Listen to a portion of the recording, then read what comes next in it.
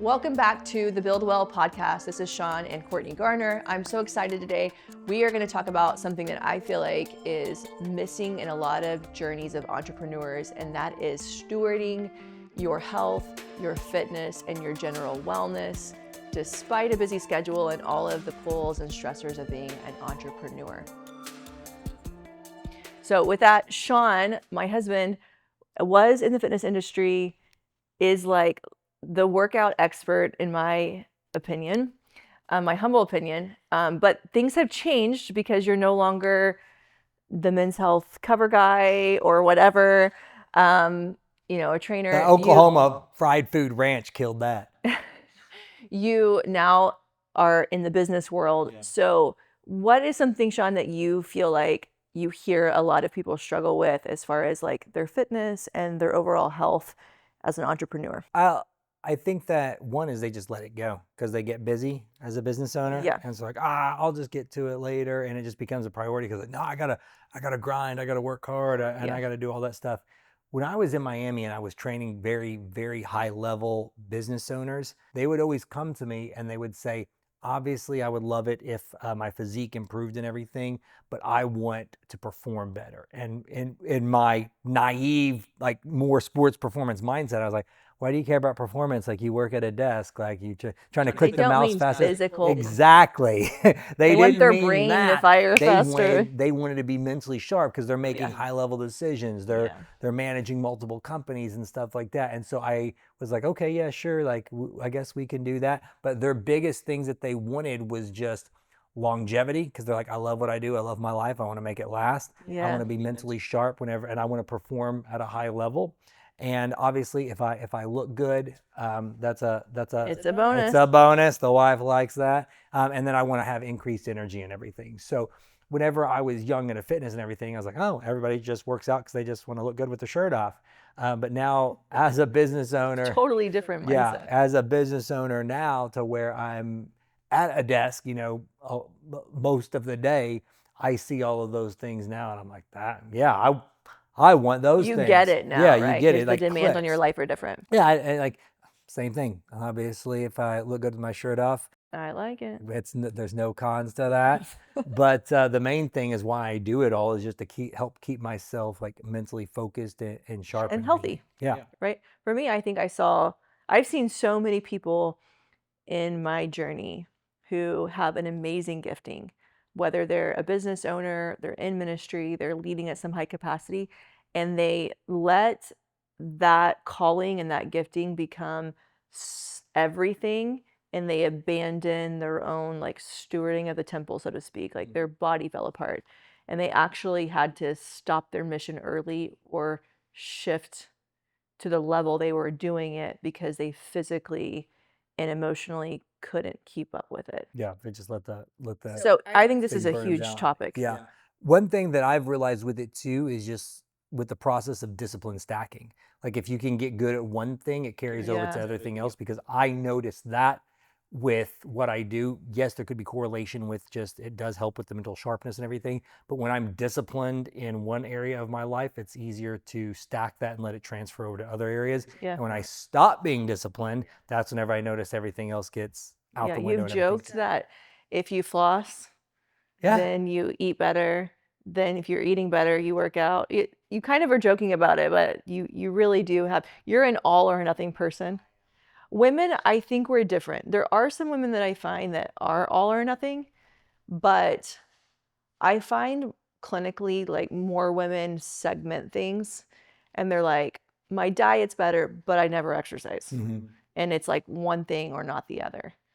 So I would always tell people it's really hard with exercise. I want to ask you about exercise specifically because we have very different opinions on it, or just natural practices of it. But I would always tell people you can't outwork a bad diet. Yeah, sure. So let's go into that, like nutrition wise.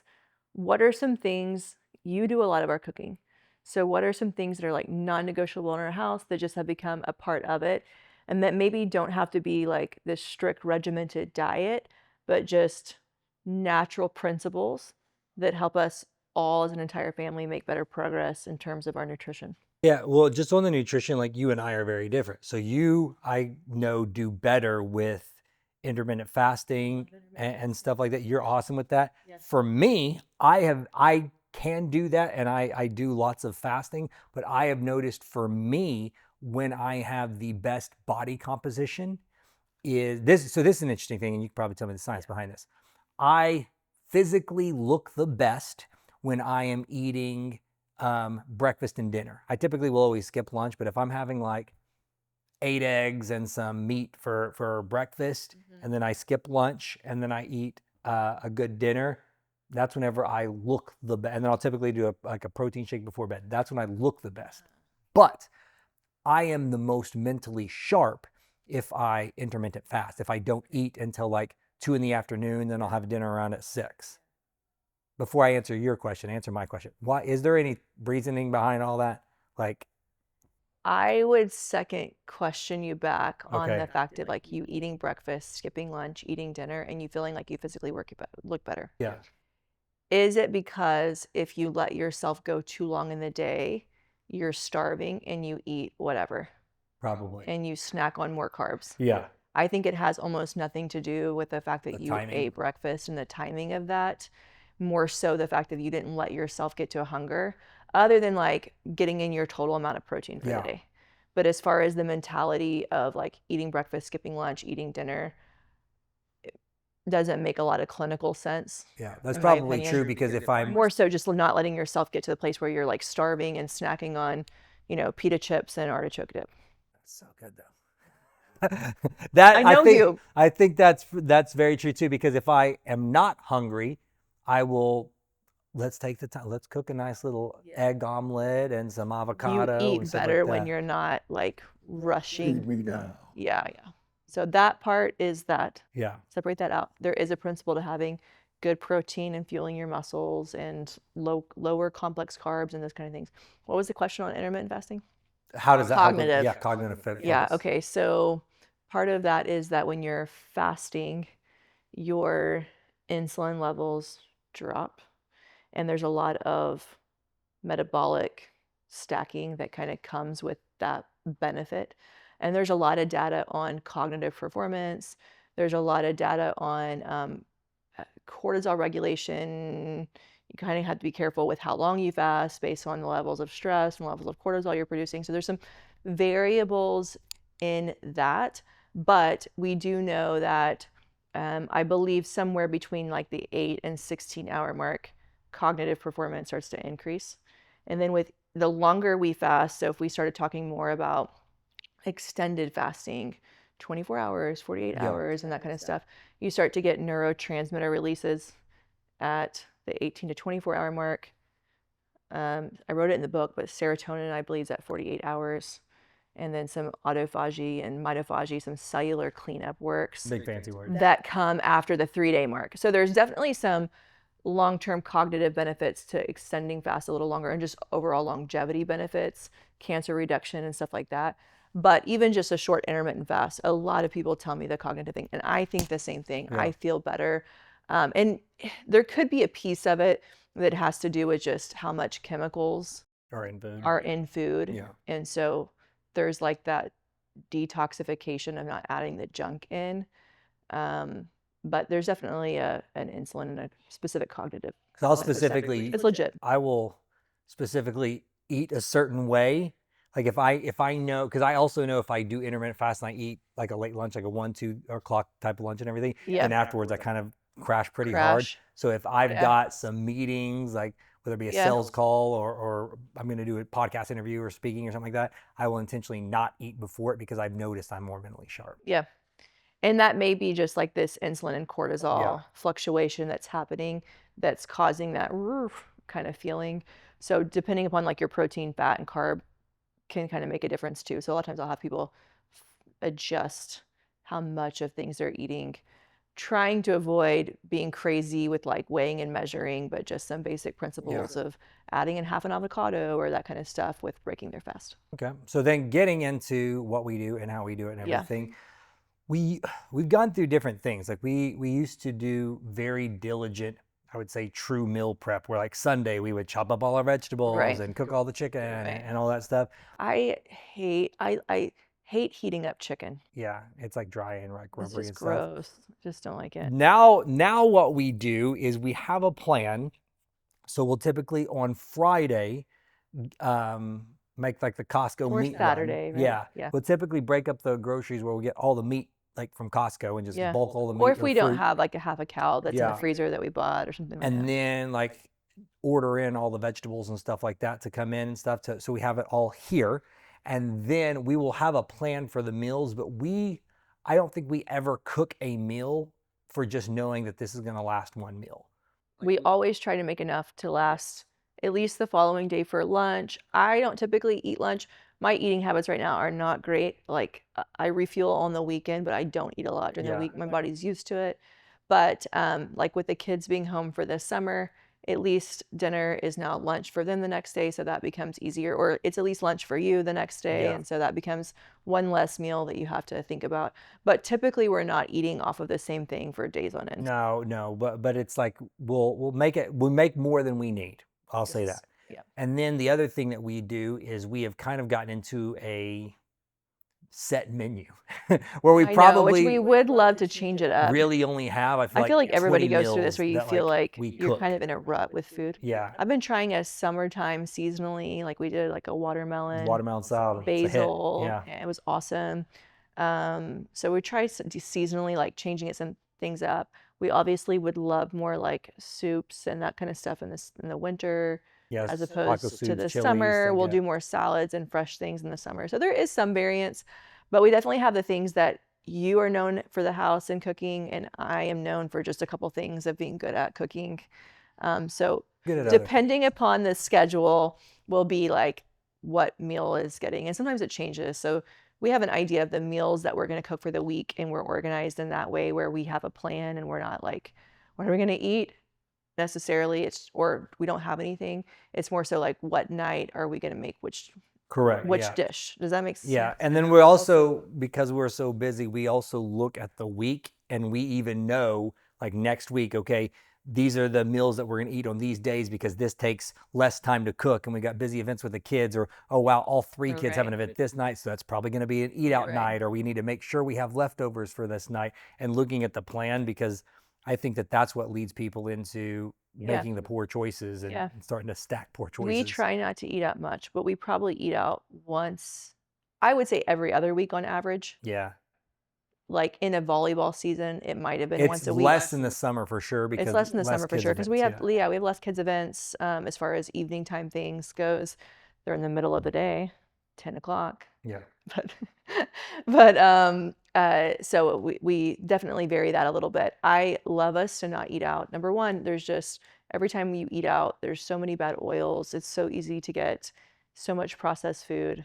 So I would rather us make something simple at home and make it work than eat out.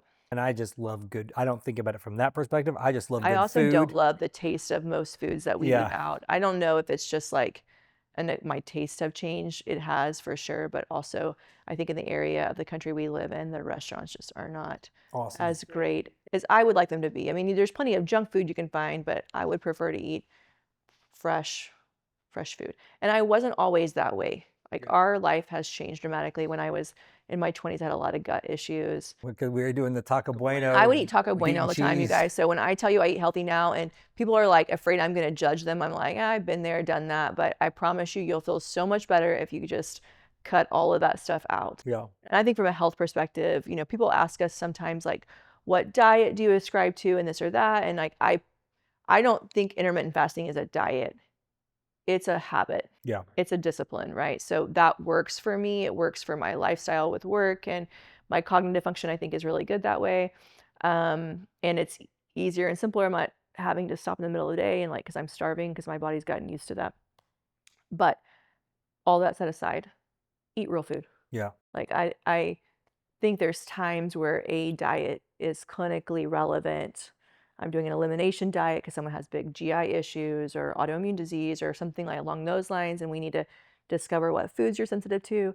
But for the average entrepreneur and family life, Can we just all agree that like eating less processed things and unhealthy, getting rid of seed oils and all that kind of stuff is so helpful, and we way undervalue that even for our kids' health Yeah. so many times. I think Yeah. it's a big deal. Having good snacks around the house, like you gotta prep yourself so you don't get into a Yeah. panic situation where you just, I'm going to do the McDonald's or Taco Bueno drive-through Yeah. and have that stuff ready, because it helps with, the big thing for me is helps with mental focus, and I want to. Yeah, and we're not sick as often. Yeah. Our kids are healthy. They're knock on wood, they're not sick very much. We really have stayed healthy, and I think that all of our energy and all of our performance as people is much better than what I see in other kids and in other families who don't ascribe to just good quality foods. Yeah. So all that said, nutrition. We love intermittent fasting. Whole foods. Eat real whole foods. Yep. Plan ahead. Be organized to some extent. You have to plan what every meal is going to be, but know what the meals of the week Get yourself are. like a menu to where you're like, hey, these are like the 20 These are the meals that I 5 can cook. or these are the 5 things that we're going to have in the house for the week. Yeah. It just might vary depending on if something got added on or shifted, or if I got off work late or you got done early, who might be doing what and what we might eat for the day. Yeah. Gotta have them. Boom. Okay, boom. Next, talk about workouts, because we Yeah. work out very, very differently. Yes, we do. So Go ahead. You're the expert in it. I just do it to survive and to stay moving, not for any specific physique outcome. And maybe you're not either. But it's a plus. It's effective. Okay, thank you. For me, with my fitness, like I said, this is personality for me. Yeah. I have to have a plan. I have to do something every day. Yeah, you're all or nothing. If I don't, yeah. So I like to move like 5 to 7 days a week, do something. I have a plan that I follow. You would rather work out 5 to 7 days a week, or you would rather work out every day and it just be 20 minutes. Yeah. Right? Then work out 3 times a week and it'd be an hour. Correct. Because that not being a part of your regular routine throws you off. Yes, I have to and have you'll be off track for weeks. Yes, and then I'll be like, I took the day off. Let's just take the month off. Tomorrow off. We don't need to so do this anymore. For me and that's part of just knowing what works for you and your lifestyle. I've also noticed, because I've tried working out all different times of the day and stuff. Yeah. I like, if I don't do it in the morning, it's not going to get done. Yeah. So I like my schedule of. What I enjoy seeing is that you will have all of your workout gear on for hours because you've gotten distracted like 10 times. Because we work out for home. We used to own gyms. Now with the kids and everything else, we just like being able to do it from the house. Yeah. So you don't have like a class time that's correct. starting. I'm not like, I'll meet my buddies at the gym at 6 a.m. It's like my trainers. So like, that's so true. Like a lot of times I'll get ready for my workout, because in my mind, on my schedule, I'm supposed to start working out every day by like 6:15, 6:30. Yeah. But I have learned this about myself. If I open up my email inbox, or I click up for messages from the team, it's like, it's over. I'm probably not going to work out today, because I'll just get sucked into it. Because I'll just do this one thing really quick. So that's where it's like I have to do it at the time. Yeah. Or I've come home at 6 p.m. and you're still in your workout clothes, and you never have worked out for the day. Okay, how do you work out? Okay, I'm different in that I don't generally through the week go lift weights or do a lot of kettlebell work or whatever. I like all of that. I like doing bands. I don't want to load my back up. I've got some musculoskeletal things I'm healing from, in Jesus' name, from my neck. But it wears on me physically to do that. So I am much better with like walking, light movement, whatever. I'm also very stressed out Monday through Friday, like beyond what people realize sometimes. So for me, adding like a high intensity something is the last thing that I metabolically want to do. And I also motivation and emotionally want to do. I used to thrive off of that. We owned CrossFit gyms and I loved like that community aspect of a workout program. But for me to go do, 400 meters, 50 squats with 50 pounds dumbbells and then run another 400. Like I don't want to do that high intensity. Just don't have it in me to do that. I probably have the bandwidth on the weekend to do something like that, and so I push myself a little bit harder and do more lifting on the weekends.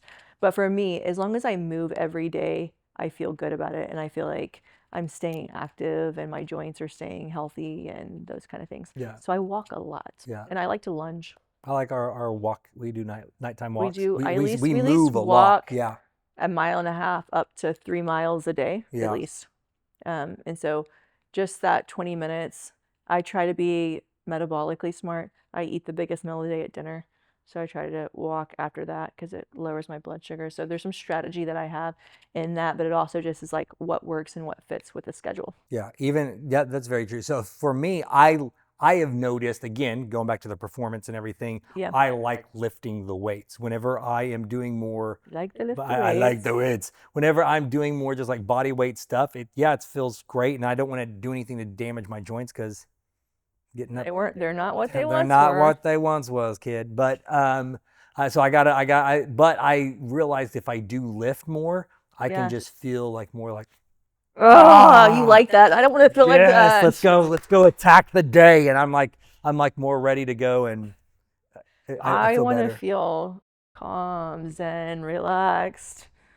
I don't want to feel like that. Yeah, I do. I love it. But we I do still, want to feel strong though. yeah, So there is a happy we will medium for that. so on top of the workouts, we tie in walk time with like every night we're out there walking, Yes. and it's our also just time to debrief and stuff. Yeah. But it's part of our lifestyle is just staying moving and everything. Yeah. Okay, for you now, I'm gonna don't get like super smart here. I trust you with my life as my wife. Oh, thank you. I trust you with mine.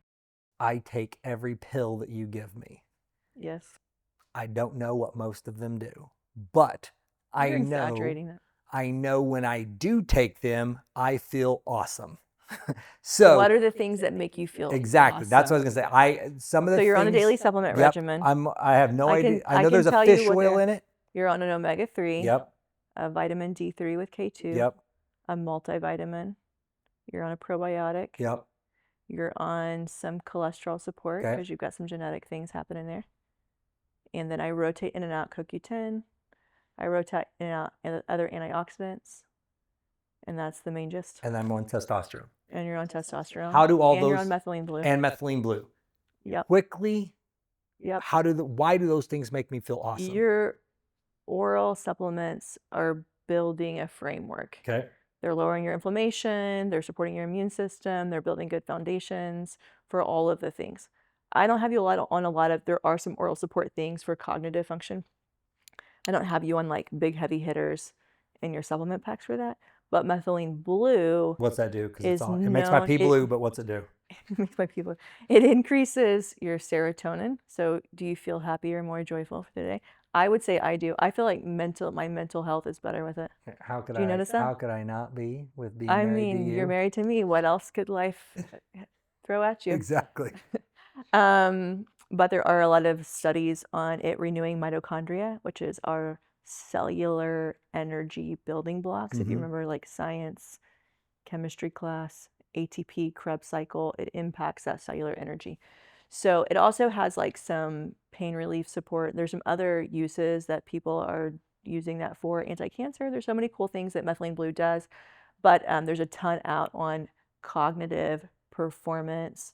They're studying it in autism, like they're studying it in big brain conditions, dementia, they're studying it. So there's a lot of really things, but I have a lot of entrepreneurs that are, or high level business world people who are taking methylene blue and feel an amazing cognitive difference. Even pilots have been like, I take that stuff and I'm like locked in, and I'm like, well, praise the Lord, we want you to be locked in flying a plane, so methylene blue I love. I use it a lot. Testosterone. Yeah. Is that what we're gonna ask me about? Yep.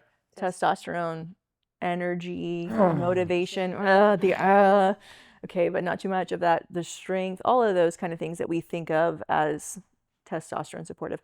But for men and women, men, it's important for both of our brain health. But for men, it's your master hormone. You have the most receptors through your entire body that are testosterone-driven receptors. So for all the functions in your body, not all of them, but most of them to work the way they're supposed to, does involve a lot of testosterone. And so brain health is one of those things. So it is a physical energy, but it's also a mental energy, a motivation, a mood. I hear a lot of guys tell me that if their testosterone is low, they tell me they have like couch potato syndrome Yeah, yeah, almost. yeah. Like they get home from their work and they're like, I'm done for the day. I don't want to play with the kids. I don't want to go for a walk. I don't want to do anything else. I'm done. And so testosterone makes a huge difference. I've heard this about a lot of entrepreneurs. Mm-hmm. It could be said of myself. A lot of entrepreneurs have ADD, ADHD. So Don't receive that. I don't, but I can Do you tell. have difficulty focusing? There we go. I noticed with specifically the methylene blue, it helps Yes. with that. Yes, it does. It's being researched in that. Yeah. One of the things that's being researched in. Is there anything else that I should do, could do, or anybody should do, like to help with mental focus? Like what's some supplementations, other things that There's people some could cool do things in the pipeline. Like I for love that? peptides, growth hormone supporting peptides. There's a peptide that I haven't used a lot, but I was learning about it a little bit from a patient, and then I went digging. It's called CMAX, and it's being used for cognitive function. And allegedly, I haven't confirmed this, but in Russia, they don't they don't prescribe any kind of ADHD medications. All they will allow someone to take is CMAX peptide. Really? Isn't that cool? Now you're going to want it. It's another expense. Now I'm gonna want it. But anyways, there's a lot in the peptide world. There's a lot of like mitochondria renewal, NAD, Niagen being used. What did you give me the other day? We did a poly MBA at the IV Lounge. Yeah, what'd you give me?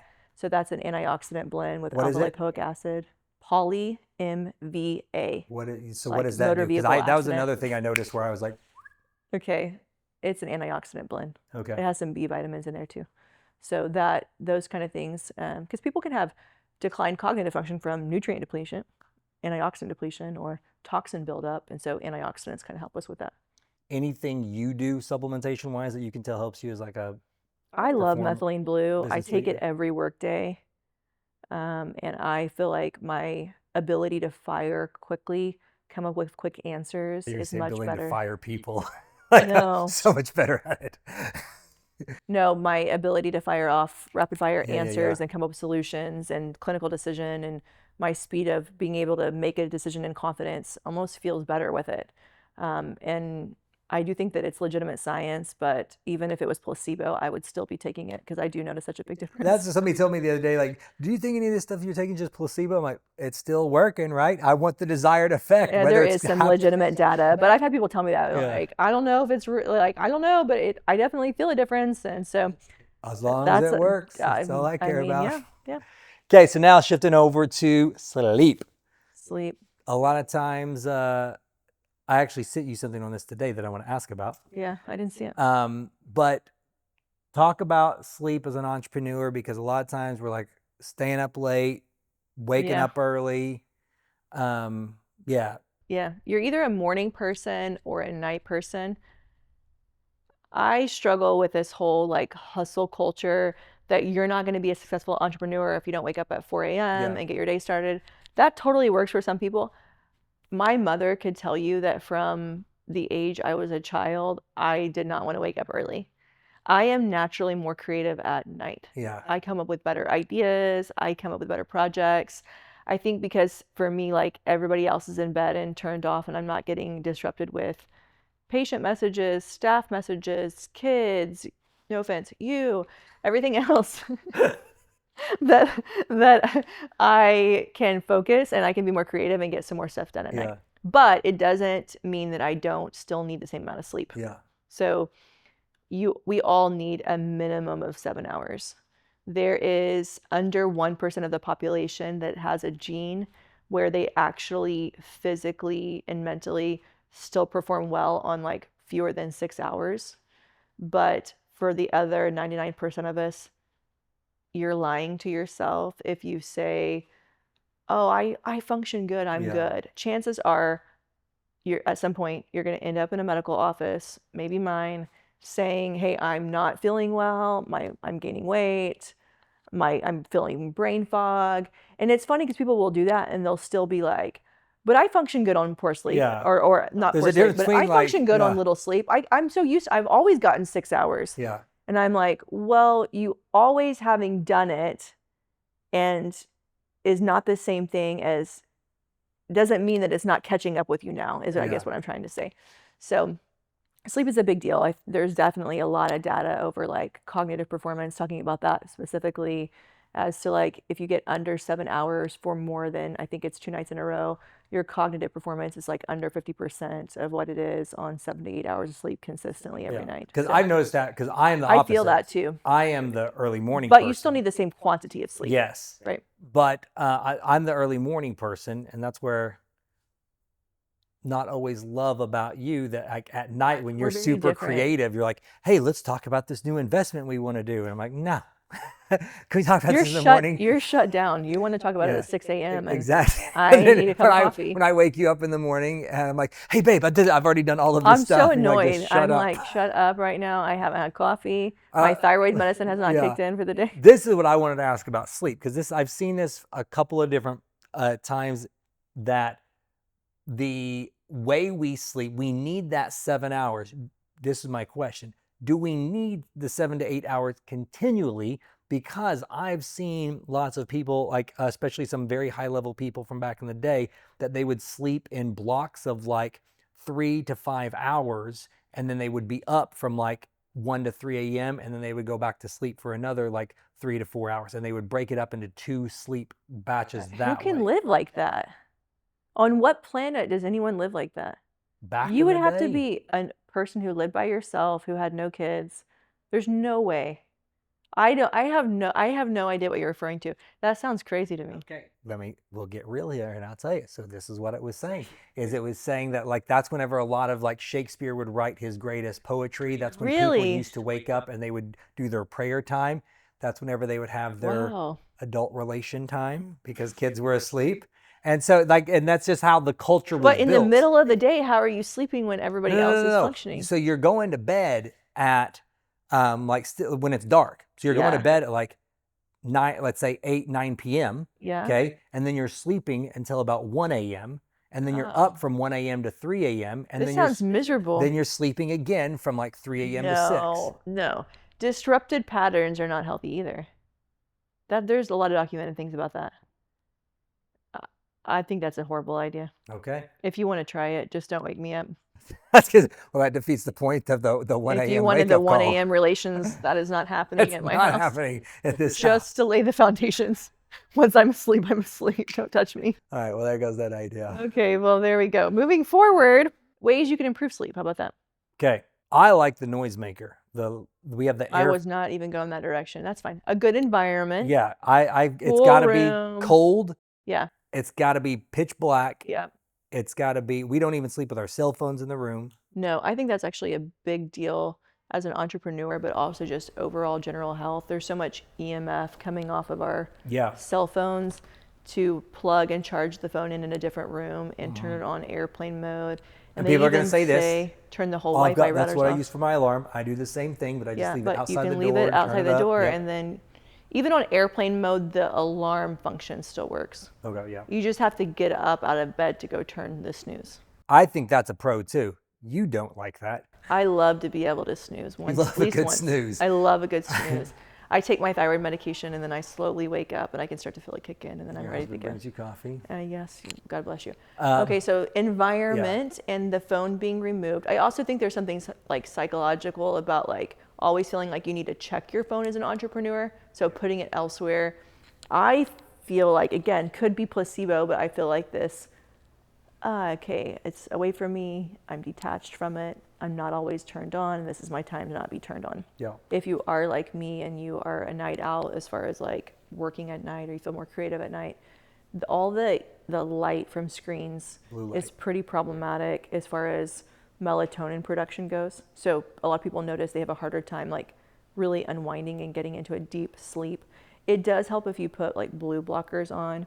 But at some point you do like have to have a cutoff time where you're just not letting it go. The before bed scroll is the worst thing you can do. The social media scroll I think is the absolute worst Yeah. that we could possibly do, or opening up the email that was a stressful situation, and you can read it from who it's even from, and you can anticipate what the email Stress. is. I've told you that. Instant stress. Like, I've never had a late night email that I've opened and I'm like, oh, I'm going to sleep so much better now. After that, what a great testimonial that came in at 10 p.m. That's not going to affect me. It's only going to be worse. It's only complaints or things I need to fix. Client needed something. Doesn't staff happen a members lot, calling but in. for Like, sure. Oh, yeah. Or just something that went wrong for the day, and you're like, oh, I know I'm going to have to solve that tomorrow. Yeah. So that's a big deal, I think, as an entrepreneur. In real practical sense, I mean, even I feel like that with TV, like I notice that for me, I almost can't watch TV in the evenings anymore. No alcohol in the evenings. That's definitely a sleep disruptor. So those are big things of just like trying to reduce the stimulation, which we think alcohol is a downer, but it's actually an upper for cortisol. So it starts to create some dysregulation that way. So that's a huge reason. Plus the blood sugar components that are often associated with that can disrupt cortisol. So that's a big thing. I think a lot of people could be easily improve as just a lifestyle measure. Gotcha. If you struggle with sleep, supplements. I take supplements to sleep at night. Magnesium. Oh yeah, more things just sneak in my food. That's the other magnesium. one. I forgot to tell you, I give you magnesium at night. You do notice a big difference. That's the other one that I notice a big difference on is magnesium before bed. L-theanine. So that's an easy one. That's good. Those are like two go-tos that are really simple and pretty benign for most people to try to take at least a little bit of without, a huge medical workup. Hormones make a big difference in sleep. When women's hormones shift and men's hormones decline, there's definitely a lot of sleep disruptions associated with that. So if you have done the lifestyle things and you're still not getting better, then my medical plug here is to go get checked out by shameless plug. WellSpot Functional Medicine or a functional medicine provider near you, because they will know how to help you. They just won't be as good as you. Man, there we go. Okay. Okay, so we can talk about this forever. We could talk about this forever. Big key points. Yes. Number one, give me your top thing for nutrition. Eat real food. I would say have a plan. Whoop. Number two, fitness. What would you say? Keep moving. I would say do it every day. Number three. I like this. Supplements. Hormone balancing, I think is big. We love the methylene blue for cognitive function. I would say order your well packs from you. Number four, sleep. Habits. Yeah. Cold, dark room. Lights off at night. Lower your stimulation. No scroll. Cut out the liquor. That's more than one. That's more than one. That's a lot. But it's important because people don't sleep enough. You need more sleep than you think you do. Stop trying to live on 6 hours. Yep. It's not going to work. If you are an entrepreneur and we hope this blessed you and help you, please take it as importance. Like, we want you to run your race with strength, with longevity. Health is such a big piece of all of that. So don't forget that while you're doing amazing things, you're attending to your business, you're growing, you're succeeding in so many ways. Maybe you're a ministry leader and you have so much great things that you're doing and people that you're impacting, your family life, all the things. Don't forget that we can't do it to the best of our ability. We can't fully fulfill our purpose if we're sick and tired and our brain is not working and all those things. So please take it from us. Work on stewarding your health. You don't have to do everything. It's not about perfection. It's about progress. If you found this podcast helpful today, please like, subscribe, and share it. We want more people to hear about this. And for next time, be well.